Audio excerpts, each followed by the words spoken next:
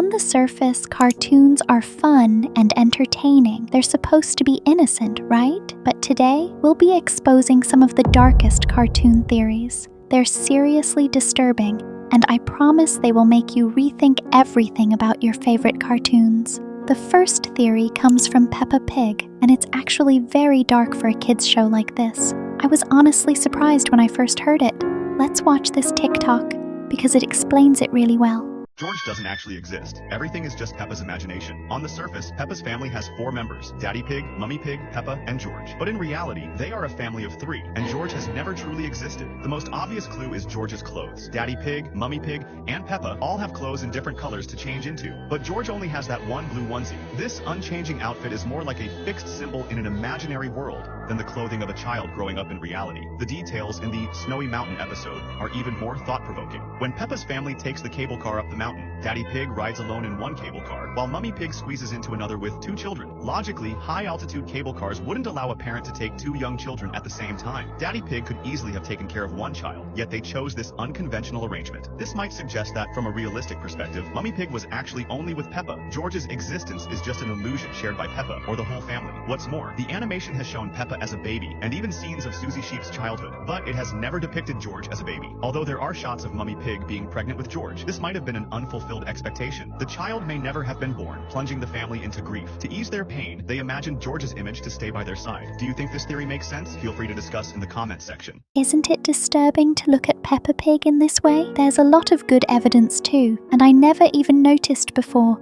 that George is always wearing his same blue onesie and never seems to have any other clothes. Now our next theory comes from a classic show called Eddy. This show aired in the late 90s and early 2000s, and I used to watch it all the time. But when I came across this theory, it really shocked me. It was disturbing, and honestly, it made a lot of sense. Have you ever heard of the Ed, and Eddy theory? The theory suggests that all the kids in the neighborhood are dead and all their adventures are taking place in purgatory. Evidence that supports this theory is because the kids have blue or green tongues, which is evident in corpses. In earlier seasons, the children experience an endless summer, which suggests that time no longer exists. The reason they never leave the cul-de-sac is because they can't. They are stuck souls, forced to live out eternity in the neighborhood they died in. According to the theory, the children all come from different eras between the 1900s and 2000s.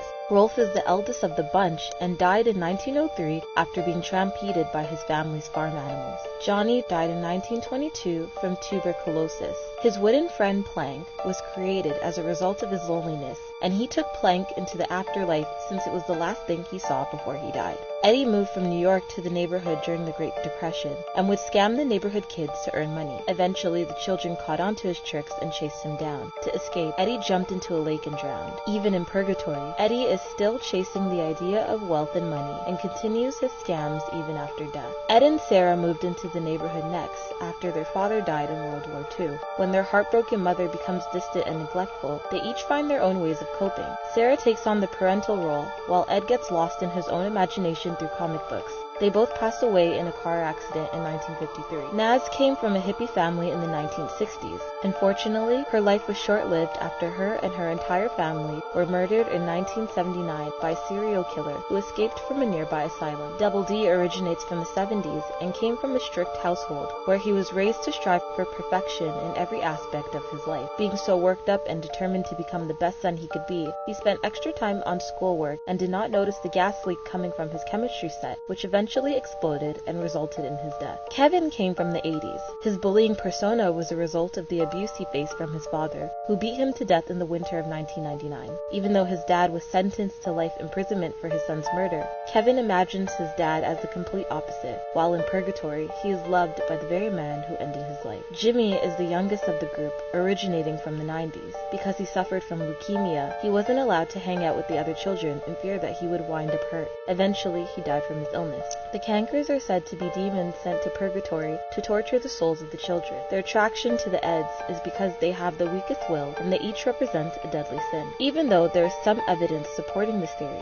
there's more going against it. For instance, the reason for the children's green tongues is due to the candy they eat, with particular reference to jawbreakers and their vast array of colors. The time period is made to be ambiguous, but by closely examining certain background elements, such as magazines and product boxes, viewers can easily identify the era as taking place sometime during the 90s. This theory seriously ruined my childhood.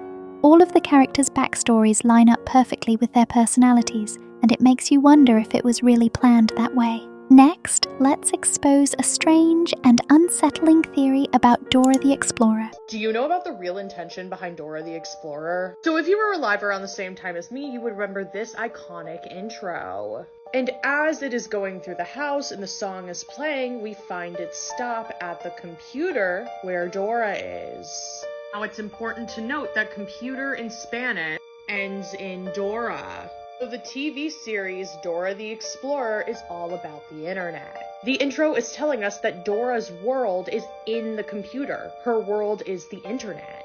Dora is an internet explorer, but it literally gets crazier. We all know that Swiper is the villain in the show. Swiper the fox. Back when Internet Explorer was more popular, its rival was Firefox. So does Swiper represent Firefox? Is the whole show alluding to their rivalry? And it's made by Internet Explorer, perhaps to subconsciously promote to use their company versus Firefox. Do you believe this theory? Come over here for more freaky. There's actually so much evidence to support this one, and it's true. It's unsettling to realize how much the characters resemble elements of analog horror. That connection really changes the way you see the show. This next show has plenty of theories, and a lot of them are disturbing, but this one feels different because it makes sense of the weird and creepy events we always saw happening. Have you ever heard of the Courage the Cowardly Dog creepypasta theory? Courage the Cowardly Dog follows an anxiety-ridden dog named Courage who lives in the middle of nowhere with his elderly owners, Muriel and Eustace.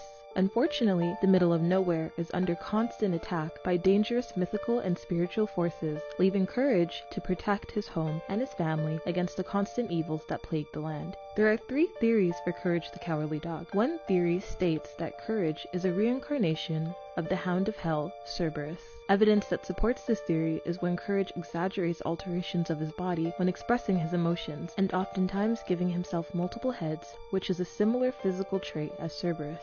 With the middle of nowhere representing hell, Muriel and Eustace representing mankind, the theory is that Courage is a guard dog of Hades, trying to protect mankind from the evil sprouting from the underworld. Although it's an interesting conspiracy, I think we can all agree that Courage is way too fearful to be considered the Hound of Hades, and has enough trouble protecting Muriel and Eustace, never mind mankind. The second theory is that everything we see is being shown from a dog's perspective. All the monsters we see aren't actually monsters, but because Courage thinks they are, and the story is being told from his point of view, the monstrous depictions are what we see. The third theory arises from the last episode of Season 1, where Muriel and Eustace are puppets, with Courage acting as the maniacal puppet master. The theory explains that after this episode, Muriel and Eustace remained as puppets.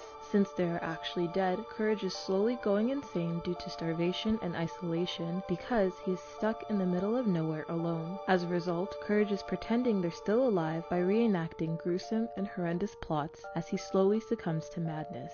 This theory connects directly to mythology, and that's what makes it even creepier. When cartoons start pulling from real myths and legends, things get dark really quickly. Now, we can't escape without talking about a creepy theory from SpongeBob SquarePants.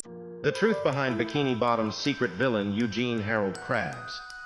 Today, we're diving deep into the mysteries of Bikini Bottom. You know, when you take a closer look at the main characters, something just doesn't add up. SpongeBob has sponge parents, Patrick has starfish parents, Squidward has a squid mom, and Mr. Krabs has a crab mom. But what about Pearl, the whale? How does she end up being the daughter of a crab? It's a head-scratcher for sure. I believe Pearl actually has whale parents that are never mentioned in the TV show, and Mr. Krabs might be hiding some secrets that could land him in prison for the rest of his life. Yeah, we're talking about a crime that's been right under our noses all this time. Murder. Mr. Krabs killed Pearl's mother.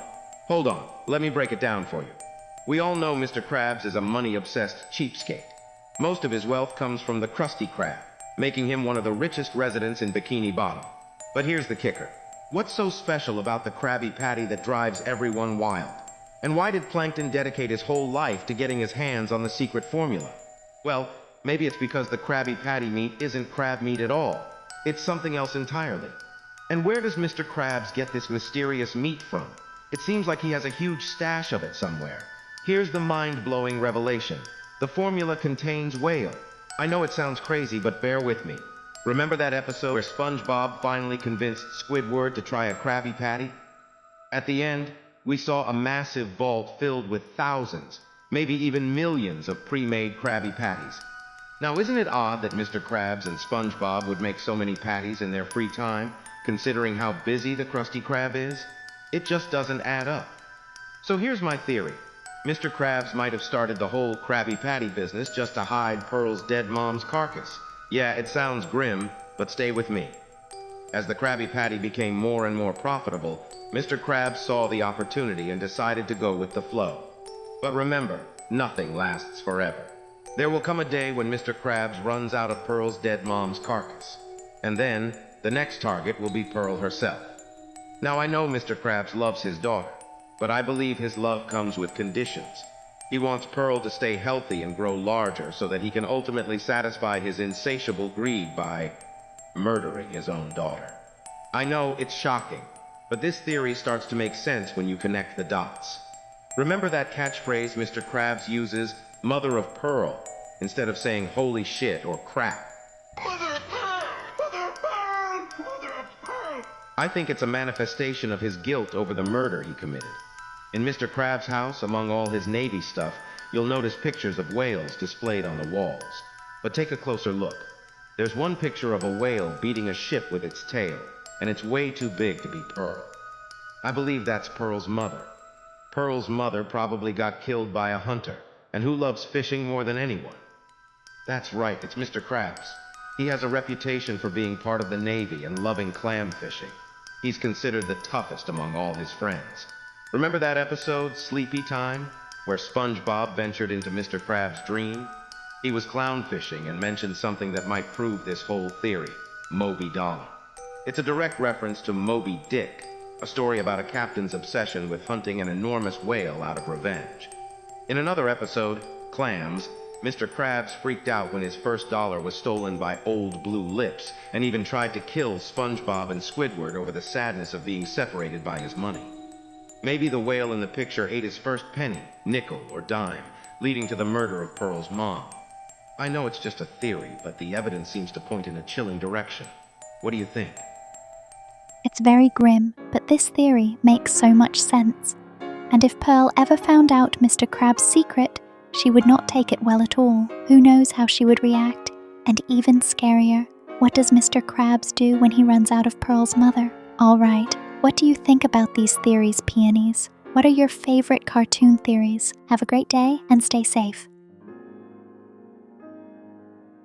Did you know that there's a creepy theory about Scooby-Doo that makes the show way darker than you remember? What if I told you the gang wasn't just solving mysteries, but surviving in a broken world? The show is set during a massive economic collapse. A depression so bad, even rich celebrities and professionals turn to crime just to survive. That's why so many of the villains in the show are former professors, business owners, and inventors. People who once had everything but lost it all. And think about this. Why don't the cops ever show up or tell the gang to stop solving crimes? Because they're busy committing crimes themselves. In this world, even the adults can't be trusted. And the gang, they're always traveling in the mystery machine because schools have shut down and there's nowhere stable to live. That's why they're constantly on the road, running into spooky abandoned places. It's all that's left of the world. Even the mysteries they solve have a pattern. It's always about someone trying to scare people away from property or resources. In a world where survival is everything, scaring others off is just another way to stake a claim.